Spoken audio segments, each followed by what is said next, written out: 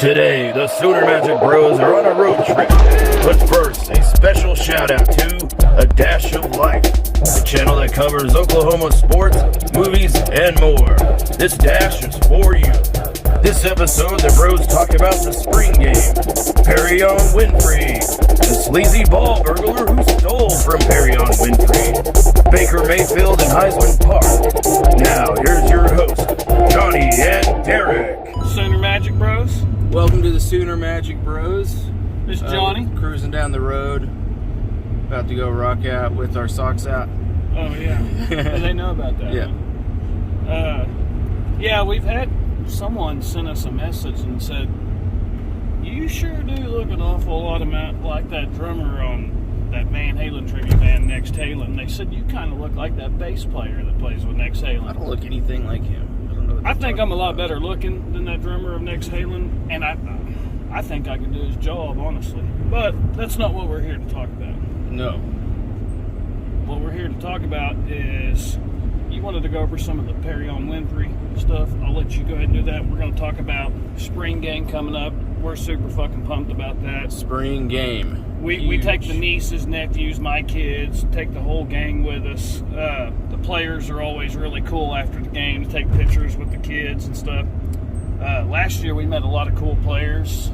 Yeah, I only mentioned one of them. We got to meet Perrion Winfrey, and Johnny talked to him for a second, telling him some cool stories, and tell him what I was telling you. I don't remember. It was telling about Perrion, the coin toss. Right. I told Perrion Winfrey in 2000 when we won the national championship. Torrance Marshall he literally scared the shit out of Chris Winkie before the ball was even kicked, before there was even a snap. As the coin was flipped, he told Chris Winkie, he looked him right in his fucking eye and he told him, I'm getting my boy's trophy back. And he literally let him know, this is going to be your worst nightmare. We're coming at you. I'm getting my boy's trophy back. And he let him know right out the gate, dude, we're coming here to beat your ass. And I told Perrion Winfrey, he's the type of guy I felt like could scare the shit out of someone. And Just drop the camera. I'm literally gonna lose my fucking mind when I see us get a defensive player like Torrance Marshall that lets them know we are the fucking bully. Mm-hmm. And these next few hours are gonna be really shitty for you. And we will get somebody that is like that eventually. It's coming. It's coming. I feel like it's coming. It's coming, especially with the Bates now as the defensive line. What a fucking guy! I don't know if you've watched any of the videos. They had some of the videos of like Kel Gundy and Bates and Hall and Jeff Levy and all the coaches we got now. And what a good group of guys we got, man. I fucking love every one of them. It's a culture change. Yes. You can tell just how good-hearted these coaches are. Right. You can tell these are Brent Venables guys, too. Yeah, and the ones that stayed, they're here because they were guys that fit. We're actually driving through Norman right now.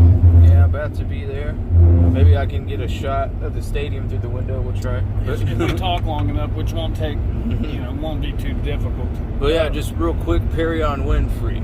So I have a question, and it's basically who gets the credit for his MVP trophy and performance in the senior. It was a Senior Bowl, right? Who's trying to take credit for it? Well, who gets the credit for that? Because, I saw USC fans happy. They're like, yeah, that's Alex Grinch right there. That's my boy. Yeah, and then, but that's I know all of us are happy and proud, and we wish Perrion Winfrey could come back because he's talented. But who gets the credit? OU, Alex Grinch, and USC, or Perrion Winfrey? I want to go with Perrion Winfrey, but also I think I know what's going on with it. My idea is that Alex Grinch may not actually be a good play caller, but he might actually be really good at developing defensive talent that's fast. Or he recruited pretty decent. There's that too, but I'm going to give most of the credit to Perrion Winfrey. But that's because we're OU fans. So. It's really simple. I've said this a million times. I'll say it a million more. We had, 55 players that were 4 stars or more on this roster last year. Texas. That was a boomer, Bert. Texas, they had like 52. Okay? Everybody else in the Big 12 had, like, I want to say Baylor had 16 or TCU had 16, and I want to say maybe TCU had 16 that was 4 stars or more. Baylor had I want to say they had 12 or something like that. Kansas Jayhawks, Kansas State just had a couple. Texas Tech just had a few. Oklahoma State even didn't even have like maybe 6 or less than 10 for sure. Somewhere between 5 and 10. And so basically, these coaches, when you go coach at the University of Oklahoma, you're coaching. There's a lot of games that are damn near penciled in. You're going to have significant more talent than the other teams that you're playing against, with the exception of Texas, which they haven't figured out what to do with it. But other than Texas, it should look like a one-legged guy in an ass-kicking contest when other teams in the Big 12 and the non-con schedule that we have playing us. And so when we've had, people talk about, we lost your good play caller. We've had a shitload of good play callers, guys. And it also helps when you have that much talent and everybody else doesn't. Chuck Long was a damn good play caller. Mark Mangino, he was only good enough to win a national title and go be a decent head coach at Kansas. We had Mike Leach. We've had Kevin Wilson. Josh Heupel turned out to be pretty good. Yeah, he's a pretty good coach these days, man. So Lincoln was just one of many who's been a great play caller. But I know, Alex. We'll see. We'll see who good. We'll see just how good they are and who's actually the ones with the inches of. I really can't wait for this season, man. Hell yeah, me too. It's going to be a story. It's going to be an adventure. There won't be no arguing between us and them. We'll get to just see. One last thing on Perrion Winfrey. Whoever stole his gear, did you know about that? I did hear about that. They fucked with the wrong person, I'll tell you that much. I wouldn't be stealing Perrion Winfrey is no dude I would ever steal from. But I don't know if it's turned up yet or not, but I wouldn't even steal his fucking silverware. It's whoever stole that, you should be ashamed of yourself. No, you're a dumbass. Better not get caught, honestly. But, okay, spring game. Yes. Okay. So the spring game's coming up. Baker Mayfield statue is they're finally presenting Baker's statue. And I heard, now, okay, I'm going to say something, man. When it comes to Oklahoma fans, I don't expect you to know who, I don't expect you to know that Paul Thompson was the backup quarterback in 2002. I don't expect you to know that Tom Grady was the backup quarterback the 2004 season, because Paul Thompson, the same dude, he redshirted his second year. I don't expect you to know who Hunter Wall is or Brent Rawls, but I damn well expect most Oklahoma fans to know, especially if you're covering Oklahoma, to know who all of our Heisman winners are, okay?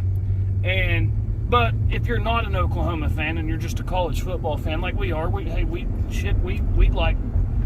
respect a lot of other big colleges. But I want to say it was Mark Rogers. He has all them. He has a lot of different guys that cover each different team and whatnot.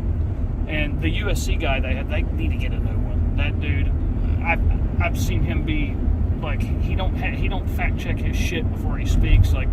Just to give you a couple examples, Sean Lee, it was linebacker from Alabama. He goes, well, long-term investment, freshman. This dude's entering his 4th year in football, college football. Not far from a freshman. You don't get that many COVID years. Another thing he had talked about is Dabo Sweeney, right? He had been really good at convincing, he convinced Trevor Lawrence to come back. Trevor Lawrence was never convinced to come back. He played his 3 years and he went pro. Another thing he should have fact-checked. I only watched a couple of his videos, but in the 2 videos I've watched, he's saying shitty information. But the Mark Rogers guy asked the Oklahoma guy, he says, So what determines that? Baker Mayfield's Baker Mayfield, I know he was a real popular player. Who's the next? Like, where do you draw the line on that? I guess he had no idea that it's the Heisman winners. We have Heisman Park. It's called Heisman Park. Wait, he didn't know why the statue was? Apparently not. And then Are you kidding me? And then the guy who covers Oklahoma on his channel, I guess he kind of answered that. He had mentioned Heisman Park, but he didn't explain it. At Oklahoma, you think maybe he meant it as a joke, where like no, they're gonna keep winning so many Heismans that they can't build every statue? No. I think he had mentioned something like C.D. Lamb was a good player, and they but the guy had it been like one of us covering Oklahoma, on his page, we would have told corrected him immediately and explained it a little better and let him know. No, we have Heisman Park, and when you win a Heisman, you get a statue out there. Mm-hmm. And and then there was also people on Twitter, Oklahoma fans, and they seen Baker was getting a statue, and they said things like, Jason White deserves a Heisman, or he deserves a statue, or someone said Sam Bradford deserves a statue. They've already got their statues. Their statues are there. But it just goes, I'm thinking, dude, how many Oklahoma fans? Surely we don't have that many Oklahoma fans that don't know we have a Heisman Park. Hey, maybe we should make a video just walking by and showing all the trophies, showing the statues that are there. I'll make one when we go to the spring game. How about that? I mean, I guess if you're only if you only go to games, that way people can look it up. I guess I don't know if there's a video or not. There may not be. I mean, I don't believe I've ever seen a video of it, but I haven't looked for one either. But yeah, we have in Oklahoma, we've got Heisman Park. All the guys who've ever won a Heisman, which, by the way, Oklahoma is, I think, tied for number one. I want to say there's 2 other schools that's tied with us. But, yeah, the next guy, to answer his question, who's going to be the next one? Well, it'll be Kyler Murray. Yeah. That'll be the next one. And after that, who knows who it'll be? It might be, maybe it'll be Nick Evers. Maybe it'll be Dylan Gabriel. Don't know yet. We'll have to see. But we've been winning them motherfuckers way before Lincoln Riley. I'll tell you that fucking much. Mm-hmm. And we just in our life, Jason White and Sam Bradford. Yeah. Another thing I've been hearing people say is, we had this great play caller, and that's why all these great quarterbacks came here. Baker was already here. That he was here in 2014. He didn't get to play; he had to sit out a year. But Baker was actually here for 4 years, and it seems like some people forget that too. But he was here in 2014. He was the backup. Oh God, I wish he could have, if it would have been like nowadays. And I'll tell you something else I'd like to go over. I've heard a lot of people on social media talking shit about, what happened to you guys? Oh, that's not cool. What about you guys dipping out on the Big 12 overnight? It's not cool that your coach and your quarterback just dipped out on you? Well, dude, that is different, okay? And they also said the transfer portal, it is different. Okay, Baker and Kyler, they sat out there a year before they played. They didn't get to just come and immediately play. They wasn't a starter at the school they were at, and they got to just come here and immediately play. They got screwed over where they were at, didn't get to play, and they had to come here and sit out, wait their turn. And Jalen Hurts was the only one that did get to play, only because he was a grad transfer. But that's why he, same deal. He wasn't the starter over there. He had got benched for Tua. But it's also radically different to me because we didn't just dip out overnight. Okay, we're playing out. This will be the second season we're playing. We're not just leaving them fucking high and dry. Number 2, we played all last season. We're definitely playing this season. And hell, we may play 3 or 4 seasons, but we're definitely playing at least 2 or 3. So it ain't like we're just dipping out, leaving them high and dry, giving them a short ass notice. That's radically different to me. It's a deal where, yeah. Now, I mean, I guess it's still a thing where people's doing what they got to do to better themselves, but it's a little bit different than just leaving in the middle of the fucking night, And then the other situations with the quarterback's also different to me too. I'm not going to sit here and just say that we're totally innocent or nothing, but I would just say don't- Caleb left in a way better manner than Absolutely. the coaches did. Because, Absolutely. I mean, he stayed and played the game, man. Absolutely. I got way more respect for him than Lincoln, for damn sure. And I don't even really blame the assistant coaches. They got kids, wife, family, just like I do. They got to do what's best for them. There's no guarantee the next coaching staff's going to retain you, and there's a pretty good chance they're not. So I get it with them. And like you say with Caleb, he at least did it as good for this shitty of a situation. He did it as good as he could. He did stay and help us win that bowl game. He didn't have to do that. And what kind of chance do you think we would have had without him? I mean, we would have been playing with a walk-on quarterback, and especially late in the game when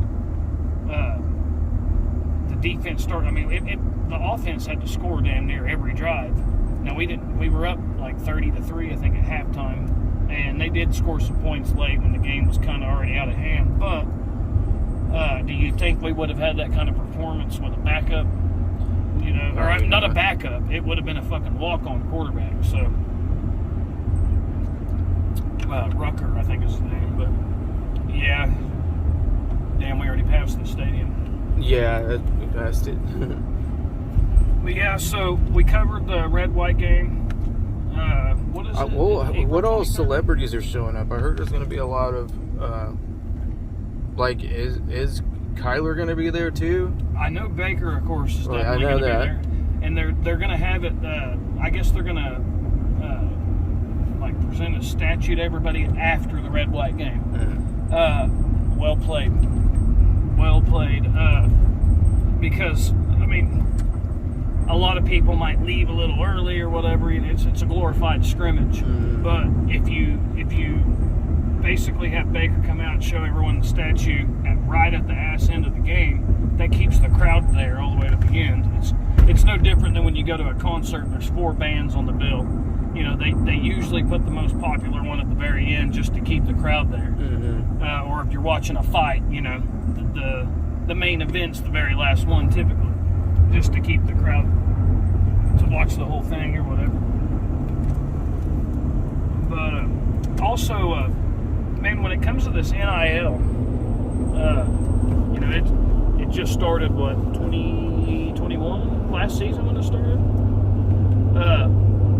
One of the things I'd like to talk about is, you know, there's some schools like Texas A&M fans, USC fans, they feel like they're going to take over college football. They got more money than anybody, right? I wonder if this was sit right here like this. If this thing falls... There we go. Yeah, That's a little better. That'll work. But Arm's getting a little tighter. do you think that some of these schools that, we got enough money to buy anybody? No. You ain't got enough money to buy anybody. If you did, you would have went out and bought Nick Saban and Bryce Young. But if some of these schools, you have to wonder, how long, can they sustain this? Can they fork out millions and millions of dollars for recruits? Keep in mind, you don't know which ones are going to be a bust and which ones are not. I've heard where one kid might be holding out. I believe it's either Florida State or Florida, I think.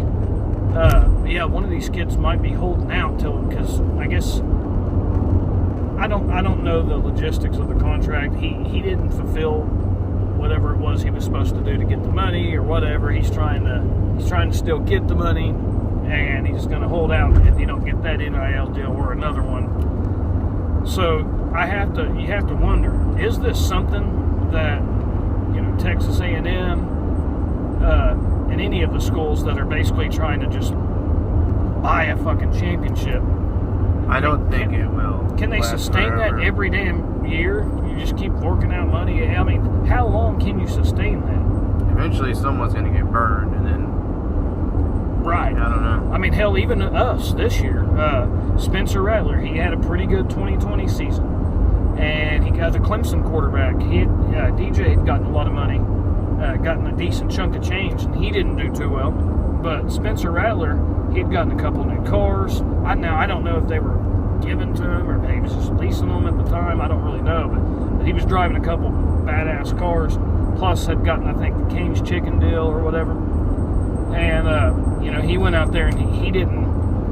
It's funny when you look at his numbers. He didn't do his. When you look at the numbers, you're like, damn, his numbers look pretty good. They're not that bad. But it looked like he didn't perform well.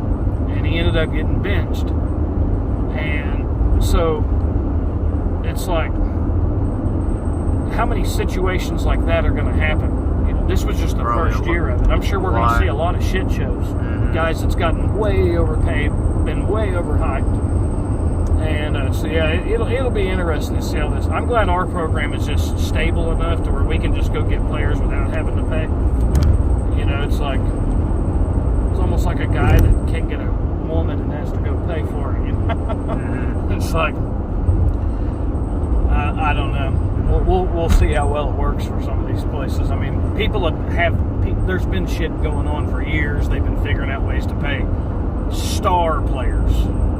Guys that are like Adrian Peterson was here, or even I think Alabama had a deal where, like, if you were a starting DB, or maybe if you was just a defensive back, I can't remember, but they would get brand new cars to drive while they were there. It was part of the deal. And they've always been able to do. There's always been loopholes to pay players, but it's usually you pay a guy who's worth the shit. Like it's a star player that gets paid. Like they would have loopholes, for example, like okay, Caleb Williams or Dylan Gabriel, I'm not going to give you $2.2 million. I'm going to give you this Dr. Pepper cream soda zero, and this particular one is worth $2.2 million. You're going to go sell it to Bobby James over here. Yeah, just go. Yeah, take it right over to him. It's worth $2.2 million. He's a huge Dr. Pepper fan. He's a huge Dr. Pepper fan. He'll buy that off of you. And so they just had ways to loophole it back in the day. It's always been going on. But all of a sudden now some of these schools think they're going to just goddamn take That's over what that damn football. sound is. I was like, what is that? Oh, yeah, it's a Harley belt. There we go. Fixed it. But anyway, we're almost where we need to be. Yeah, just about, I guess just one quick one. What are you going to be watching more, the offense or defense? Man, you know me. I'm gonna be watching the offense a lot. But if that defense is making big plays, I'm definitely gonna. It's gonna be a breath of fresh air for sure when if you see the defense really aggressive, making great plays. And like Brent Venables was saying, he had a show with Teddy Lehman the other day. And good yeah, it was pretty cool. He had said, well, it's kind of not fair, when the offense makes a huge play, everybody cheers, the whole crowd goes nuts. But when the defense makes a huge play, it's like, no big deal. And it's funny, he's still got that kind of mentality. It'll take a while before he doesn't anymore. But yeah, dude, those coaches, man, I'm super impressed. I think, man, that Todd Bates, dude, he seems like head coach material. A lot of the guys on this staff that we have right now, you can tell a lot of them, they seem like they're future head coaches. And that 2000 staff we had, and not just the 2000 staff, there's a lot of championship teams you'll see. They had a lot of future head coaches on that staff, and you're like, damn, no wonder. Hell, they had 7 eventual head coaches on that team, or whatever, But I could see this team being another one of those teams that 6-7 years from now, we see that a lot of these guys are head coaches. But I'll be watching probably more defense than normal. You'll be watching defense. But I definitely will be watching Dylan Gabriel also. It's going to be hard to not, see what... I'll be watching all sides, but I really will be probably paying more attention to defense. But yeah. Well, you watch the defense, and I'll watch the offense. There we go. And then, we'll go home and watch it's always on YouTube or whatever the next day. We can watch the whole thing again. But I'm hoping all you guys show up, man. I hope this is one of those red-white games that's got fucking 70,000 Sooner fans there. Packed. Like, I've seen some of the SEC schools. A lot of people do compare, man, Oklahoma fans, they're a lot like SEC fans. And that's one thing I can't wait. Like, I'm gonna miss some of the Big 12 teams that we play. Like, just like I missed the old OU Nebraska games. I'm so glad we're going to Lincoln this year. And I missed the OU Colorado. Man, they had some of the most shit-talking fans, but dude, they were fantastic. I loved it. And I'm going to miss, of course, the trash talk with all my buddies that are OSU fans. I love it, especially when, you know, they talk trash, and then 90% of the time, you know, I got to call them, hey, what happened? What happened? You know, this year they finally got us, but so that means we would have had another 8-9 years before they get us again. But the SEC fans, dude, you're going to be going, like, it's going to be a bunch of fans that they're crazy into it like we are, you know, and fans that they got passion, you know. They talk about this shit all year round like we do. But anyway, we're here where we need to be. About to get the party going. All right, and rock and roll, and we'll see you on the next one, I guess. Boomer Sooner. Boomer Sooner.